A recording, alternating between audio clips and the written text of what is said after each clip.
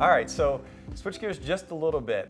I have conversations with students all the time about the role that the government may or may not play with student loan forgiveness over the course of time. Like, what circumstances could that happen in? So there's a few situations where the government could allow those with loans to forgive some of that debt.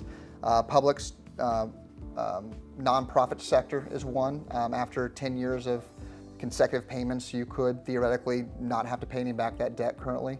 Although the Trump new taxation could change that along with future Congress and new law changes in the future as well. Another popular one is the after 25 years, anything that's still owed would still be forgiven. The only issue that I would have with that, actually I had a phone call with someone that helped create some of those plans, is that those programs are typically built for those with massive amounts of debt and low incomes. So it may not actually mathematically work in dental situations because their incomes may be too high. So it's like when they first graduate, it may actually work out, but if they continue to grow, it may not make sense.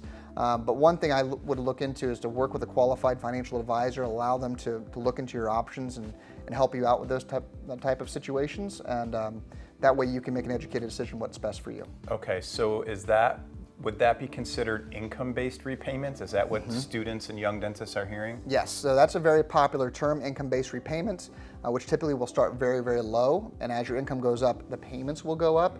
And that's why it's hard for a dentist to be able to be assured that this type of plan would work for the forgiveness, because as their incomes will hopefully continue to grow and increase, the payments would as well. So it may not work as well as we think originally.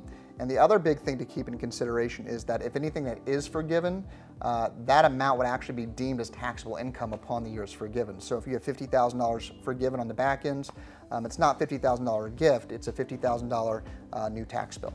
Okay, so I really want to clarify this point because I hear this a lot, especially at schools where students are graduating with $400,000 to $500,000 in debt.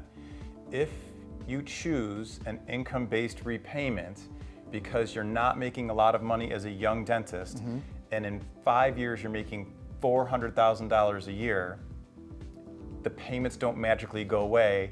They now want a lot more money. They want a lot more money. A lot more money. So please understand that it doesn't just disappear.